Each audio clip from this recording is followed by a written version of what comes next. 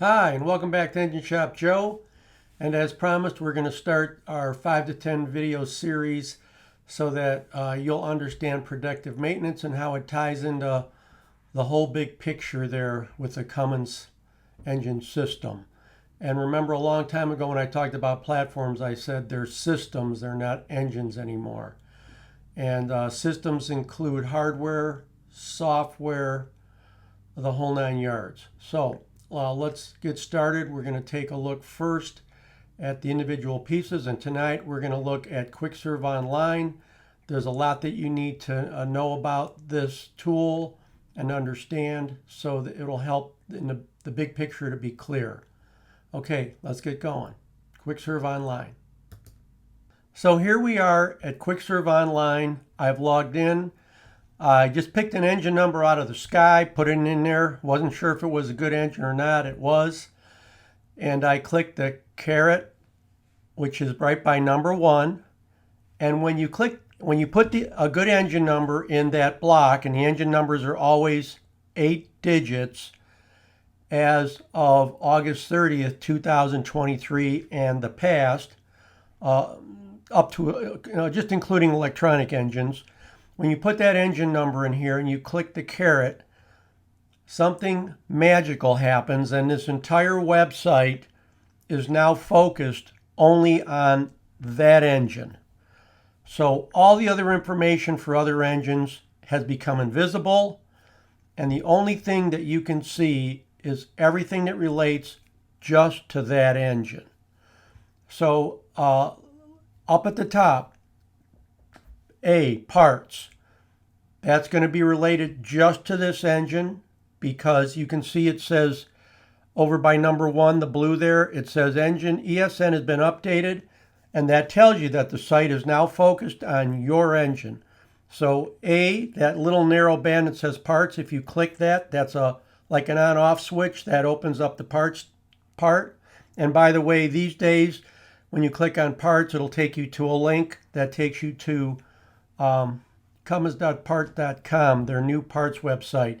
And they split that off because this website was becoming such a huge mountain of information that it was slowing down, and there was just no way to fix it. So they moved the parts site to a whole different system. Kind of works a little different, and it's a work in progress. And it had a lot of problems in the beginning, and it still has a number of things that need to be corrected, but they are quickly fixing it. So that's what A, the parts is. B is service. We are looking at the service tab.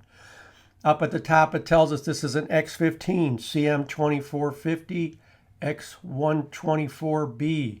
So they renamed the ISX 15 to just the X15 because the engine, even though it's still an ISX, they made so many changes to the system that the engine has, not the basic parts, but the after treatment electronic system, that they changed the name, X15, and then it's a CM2450.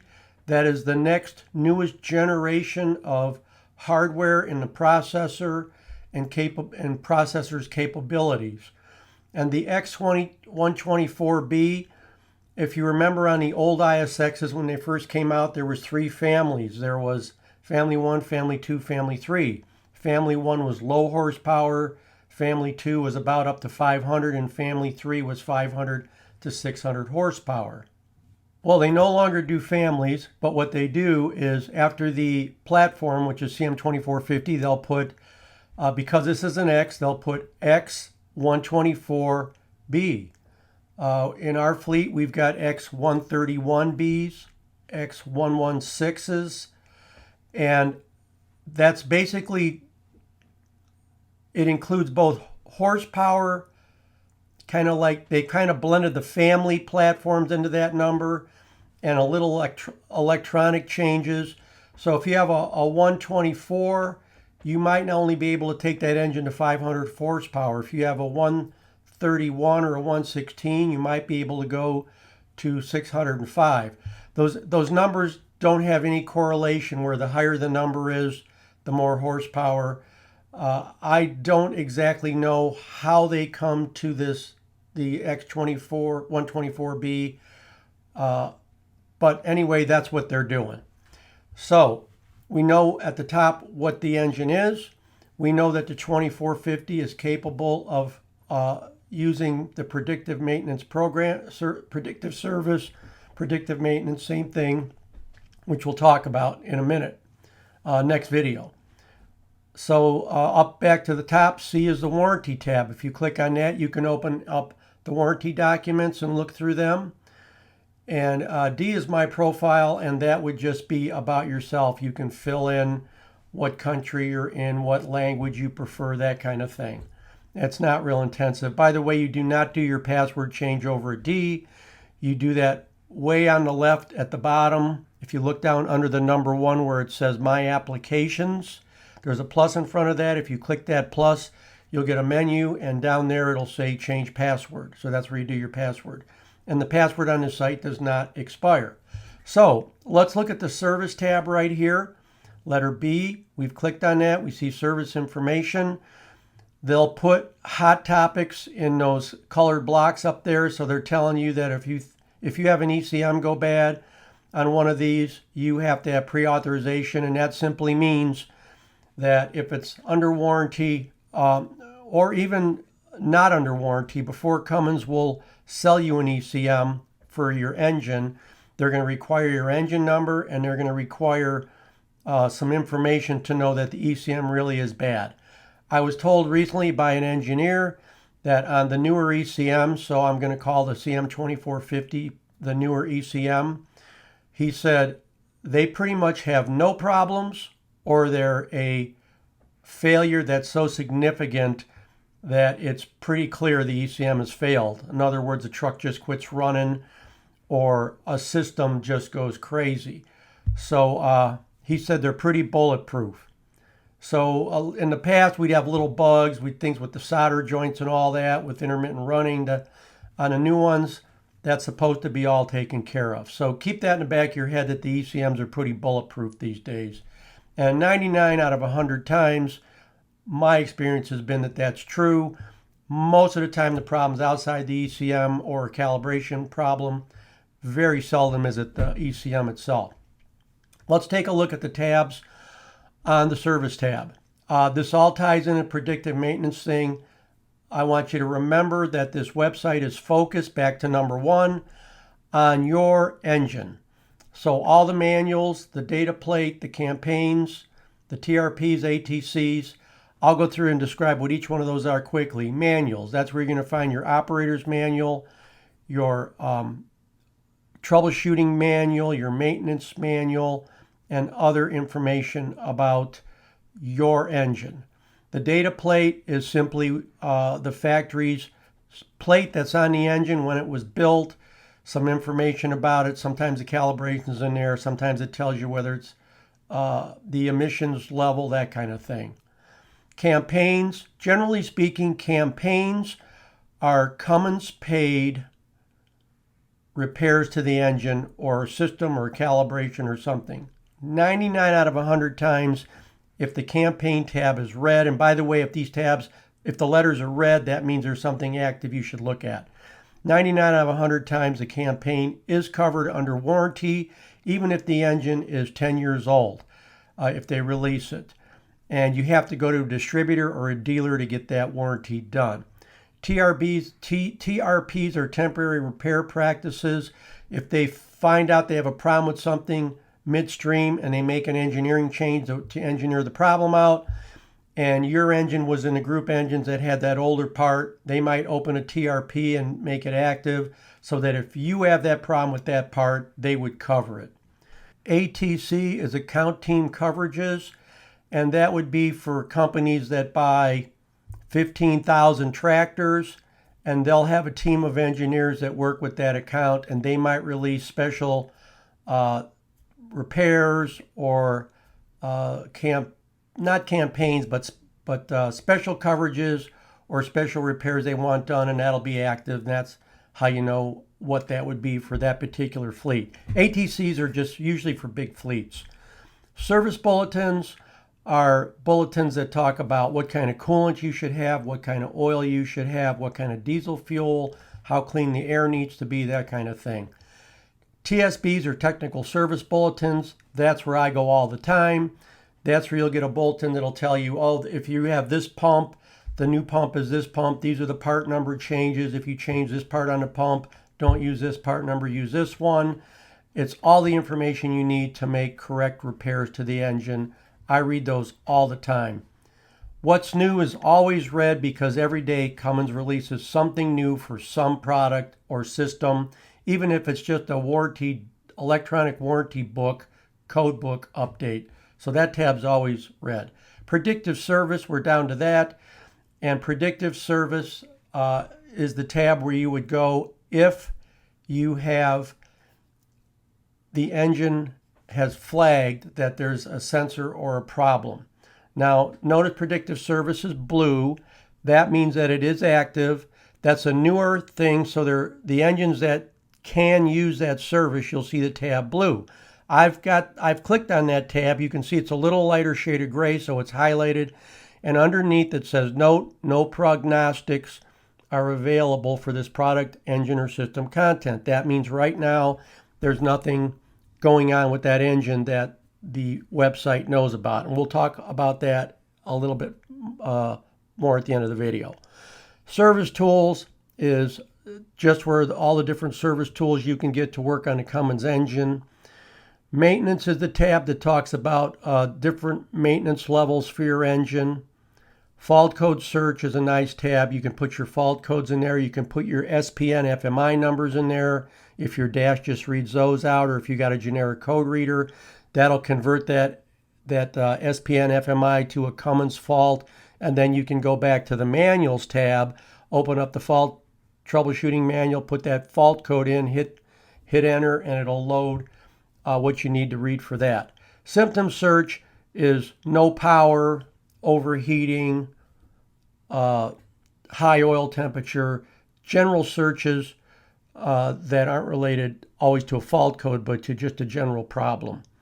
Related information is anything related to the engine. It might be something about fuel. It might be a warranty note in there. And then safety is a newer tab. And on some of the engines, they'll just have articles about or links to PDFs that talk about safety in the fuel system, safety working around the engine, such as JSA. A JSA is basically a sheet that you take and you go walk around the truck. You look for things that could hurt you, like, oh, there's oil on the floor. Oh, somebody dumped a whole bowl of ball bearings down here. If I step on them, I'll fall. And if you work at Cummins, you have to fill one of those sheets out before you tackle every job. And really what it's about is making you aware of any potential risk while you're working. So this website is updated about every 24 hours. It's autonomous. Nobody has to be involved. There's teams of people that work on this, and they've got it highly evolved. This website you can think of as a live, living website when it comes to your engine. Any changes they make in a manual, anything else is going to be automatically updated to this. So if you own a Cummins engine, again, you can get this for free if you've got 1 to 3 engines. And then if you have more than that, you can get a subscription for it. And that's something I talked about that in a past video, but it is very worth having. There are no more paper manuals anymore. You can order them. They're expensive, but in 2 years, a lot of the information in the manual might not be good as far as parts, or part numbers certainly won't be. And even procedures change real time because the product is getting so complex. So I think it's a great website. I use it all the time. I think they did a great job on it. And Predictive Service, which we're going to look at that shot from the other video in a second, is just one outside service that is pulled into this website for your engine. So remember that. We've got outside services that are tied into this software community called Quickserve Online. Okay? Let's take a look at that other shot again quickly. Okay, here we've got the Predictive Service tab highlighted. This is a different engine. You can see it's red. And this is what you'd see underneath if the prognostic information had gotten into Quickserve Online. The next video I do after this one, I'm going to talk about how this stuff ends up getting where and into, and then we'll finish talking about the different pieces. So number one, that is your prognostic number. Think of it as a work order number in a shop. So you go to a shop and they pull out a ticket. You say, hey, my car needs brakes. And you look at the top of the ticket and it says ticket number 234735. So that's what the DSIT is. It's an identification number. The alert date was the very first date that the system flagged the problem. Days to failure, when the system flagged this problem, it anticipated 290 days to failure. Now, I said earlier that the predictive maintenance was 90, they were giving you a 90-day warning. So that's what they're saying, that it's a 90-day warning. However, apparently in the system, it's built in that as soon as something starts to change to where it looks like it's going to fail, it flags something. And you have to understand that I don't work for Cummins and I don't have inside information on how all this works, but it's not too hard to figure out. So they're saying that 290 days earlier, the first sign of a problem showed up. And now that time went by, whoever owns this vehicle was driving it. And to be honest with you, 3/4 of the people that own the vehicles, owner-operators, don't even know this exists. So their engine, if they bought a new truck, their engine has this capability. They don't know it's there. If they were able to go to Quickserve, this would be what they would see. And we'll talk about how this gets in here from the street, driving down the road to in here in another video. So you'll understand all that. So, and then 4 and 5, it does tell you the component, and then it does ask you to change it in 90 days because that's the predicted fail date of the part. Remember, this is something that's new. It's a learning system, and they get this information from lots of experimentation in the lab. And of course, it's going to change like everything else in life does as it progresses and as they learn more and as they are able to build better self-diagnostics into the system. So last, remember the cover picture for my predictive maintenance video was a picture of the Terminator. And if you watch that movie, the Terminator was a robot, and he had self-diagnostics. He was self-powered, and he was self-repairing to a point. And so I put that cover on there because the engine, to a point, is self-diagnosing now, and it can't repair itself, but it can ask for help. And that's what predictive service is. It's saying, hey, help me because I don't want to be on the side of the road. I want to keep going. So this is going to happen, and I need you to change this part. And this was driven, changes that Cummins make that cost them a lot of money are driven by customers. So enough big fleets said, hey, look, we are sick and tired of being on the side of the road because a knock sensor failed. And they fail out of the blue, and we're stuck. And they have to get the truck towed. It costs them money, or they got to hire road service. It's not hundreds of dollars, it's thousands of dollars today. So they went back to Cummins and says, look, you got to do something about this. And Cummins can only do so much when it comes to the parts because they don't make every part. They go to expert companies that know how to make those parts, and they basically contract them to make parts for them.